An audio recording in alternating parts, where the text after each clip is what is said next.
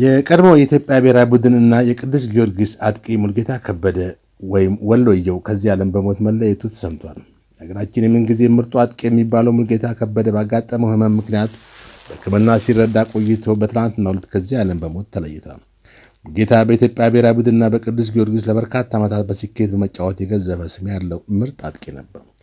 በ1959 ዓ.ም በደሴ ከተማ ይችን ምድር በመቀላቀል ሀገራችን ካፈራቻቸው የአጥቂ መስመር ተጫዋቾች በቀዳሚነት ስፍራ የተፈረጀ ስለመሆኑ ብዙ የእግር ኳስ አፍቃሪዎች ይስማማሉ። ወላጆቹ ባወጡለት ስም ሙልጌታ ከበደ ሲባል በኳስ ክህሎቱ ግን የበርካታ ስያሜ ባለቤት ለመሆን ችሏል። ከነዚህም ውስጥ ወሎየው፣ አሸብር የመሳሰሉት ይገኙበታል። እግር ኳስ መጫወት የጀመረው በትውልድ ሰፈሩ ገና በልጅነቱ ዕድሜው ሲሆን በአካባቢ ለሚገኙ የሰፈር ቡድኖች በመጫወት የድንቅ ክህሎት ባለቤት መሆኑን አስመስክሯል። በክለብ ደረጃ ከ1974 ዓ.ም እስከ 1976 ለወሎ ፔፕሲ ክለብ ከመጫወቱ በላይ በፔፕሲ ውስጥም ባደረገው ምርጥ እንቅስቃሴ የሀገራችን ታላቅ ክለብ የሆነው ቅዱስ ጊዮርጊስን የመቀላቀል እድሉን አገኘ። በ1976 ዓ.ም ክረምት ላይ ፈረሰኞቹን ሲቀላቀል ቋሚ ስራ እድል ለማግኘት ከመቻሉ በተጨማሪም በጊዜው ለተጫዋቾች ይከፈል የነበረውን የደሞዝ ክብረ ወሰን ለመስበርም ችሏል። በቅዱስ ጊዮርጊስ መለያ ከ1977 ዓ.ም እስከ 1989 ዓ.ም ተጫውቶ ማሳለፍ የቻለው ሙልጌታ ከበደ በኢትዮጵያ ሻምፒዮና 7፣ በኢትዮጵያ ጥሎ ማለፍ 1፣ በአሸናፊዎች አሸናፊ 6፣ በጥቅሉ 14 ዋንጫዎችን ከቡድኑ ጋር በክብር አንስቷል። እነዚህ ድሎች በተጨማሪ ሙልጌታ በግሉ የተለያየ ስኬቶችን ለማግኘት ችሏል። ቅዱስ ጊዮርጊስ ቆይታ ክለቡን ለድል በማብቃቱ የበኩሉን አስተዋጽኦ ከማድረጉ በላይ በግሉ በኢትዮጵያ ሻምፒዮና ውድድሮች ላይ በኮከብ ተጫዋችነትና ግባግቢነት ለመሸለም የበቃባቸው ዓመታት የሚጠቀሱ ናቸው። ሙልጌታ ከበደ በግሉ ስኬትን ያስመዘገበባቸው ዓመታት በ1977 ዓ.ም፣ በ1978 እና በ1986 ዓ.ም ኮከብ ግብ አስቆጣሪ፣ በ1978 ዓ.ም፣ በ1982 ደግሞ ኮከብ ተጫዋች በመሆን በኢትዮጵያ ሻምፒዮኖች ላይ ለመሸለም በቅቷል። የአዲስ አበባ ኮከብ ተጫዋቾችና ጎል አስቆጣሪ የሆነባቸው ዓመታትም ነበሩ። ቅዱስ ጊዮርጊስ ስፖርት ማህበር ለቀድሞ የክለባችን የማህበር ቡድን ምርጡ ተጫዋች ለነበረው ሙልጌታ ከበደ ህልፈተ ህይወት የተሰማውን መሪር ሐዘን እየገለጸ ለቤተሰቦቹና ለቅዱስ ጊዮርጊስ ስፖርት ማህበር አባላትና ደጋፊዎች እንዲሁም ለእግር ኳስ ቤተሰቦች ሁሉ መጽናናትን ይመኛል። እንግዲህ ሙልጌታ ከበደ ከተነሳ ደምሴ በጣም ታዋቂው የእግር ኳስ ኮሜንታተር መነሳቱ አይቀርም። በተለይም በ13ኛው የምስራቅና መካከለኛው አፍሪካ ዋንጫ ላይ ኢትዮጵያ ዋንጫ የበላችበት ነበረ እና በዛን ጊዜ በጣም ታዋቂ እንቁ ተጫዋቾች እነ ሙልጌታ ወልደየስ፣ እነ ሙልጌታ ከበደ፣ እነ ተካበ ዘውዴ፣ እነ አማኑኤል፣ እነ ነጋሽ ተክሊት የመሳሰሉ በጣም ታዋቂ ተጫዋቾች ነበሩ እና አያይዘንም ስለ ደምሴ መለስ ብለን ብናስታውሰው አይከፋም። ደምሴ በእርግጥ ከሞተ በርካታ ዓመታት ተቆጥረዋል። ይሁንና እስቲ መለስ ብለን የ13ኛ ዓለም የመካከለኛና ምስራቅ አፍሪካ ዋንጫ ኢትዮጵያ ዋንጫ የበላችበትን እንዲሁም የደምሴ ዳምጤን ታሪክ መለስ ብለን እናነሳለን። በሙልጌታ ከበደ ሞት ምክንያት እንግዲህ ለመላው የቅዱስ ጊዮርጊስ ደጋፊዎች እንዲሁም ለቤተሰቦቹና ለወዳጅ ዘመዶቹ ሁሉ መጽናናትን እየተመኘን ደምሴ ዳምጤንም አብረን ማንሳት ወደድን። ምክንያቱም ደምሴ ዳምጤ በዛን ጊዜ በተለይ የኢትዮጵያ 15ኛ ምስራቅና መካከለኛ አፍሪካ ዋንጫን በወሰደችበት ጊዜ በጣም በእግር ኳስ አፍቃሪያን ዘንድ ዛሬም ድረስ የማይረሳ ትውስታ አለው።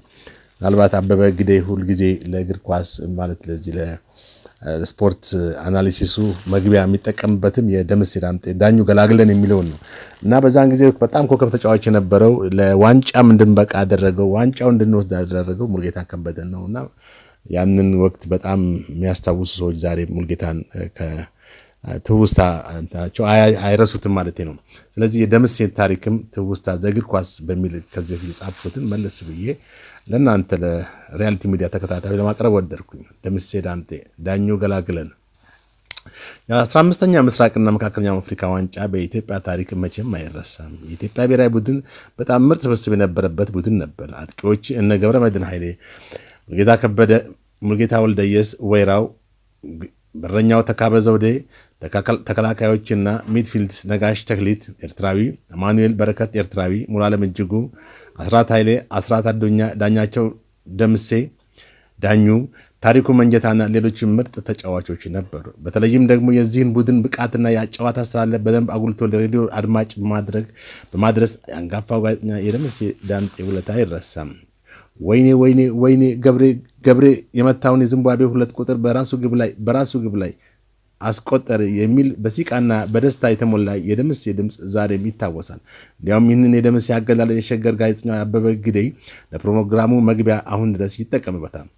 ኢትዮጵያና ዚምባብዌ ለዋንጫ አልፈው አቻ ከወጡ በኋላ በተሰጠው 5-5 የመለያ ምት የመጨረሻዎቹ ወሳኛውን የፍጹም ቅጣት ምት ዳኛቸው ሲመታ ሲል ከዛሬ 30 ዓመት በፊት ደምሴ እንዲህ ነበር የዘገበው። በጣም ደስታና ጭንቀት በተቀላቀለበት ድምፅ ዳኙ ሊመታ ነው፣ ዳኙ ገላገለን፣ ወኔ ዳኙ አገባ፣ ደንሶ አገባ፣ ዳኙ ቀኝ አሳይቶ ግራ አሳይቶ ቀኝ። በጣም አስደናቂ ግብ።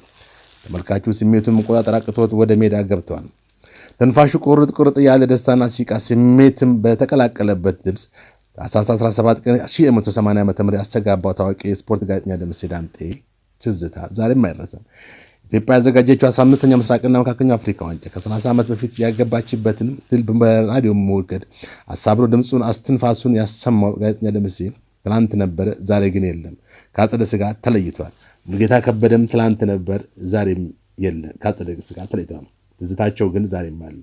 ትዝታው ግን ዛሬም በእያንዳንዳችን አእምሮ ጓዳ አለ። መቼም አይረሱም።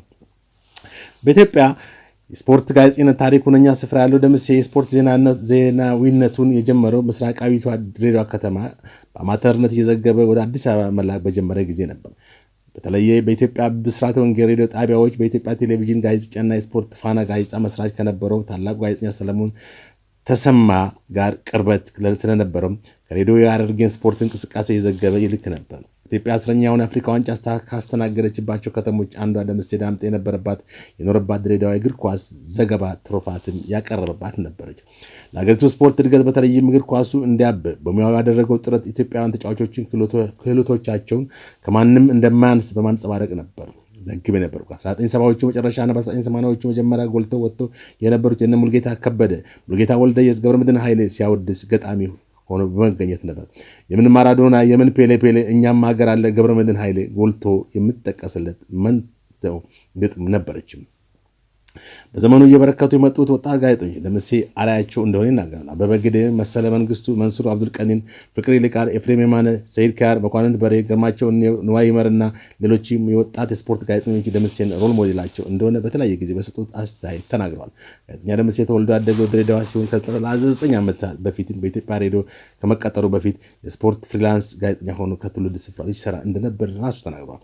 ጋዜጠኛ ደምሴ ለኢትዮጵያ ስፖርት እድገት ደከመኝ ሳይል የሰራና በዚህም በህዝብ ዘንድ ከፍተኛ ተወዳጅነት ያተረፈ ባለሙያ እንደነበር አልረሳውም።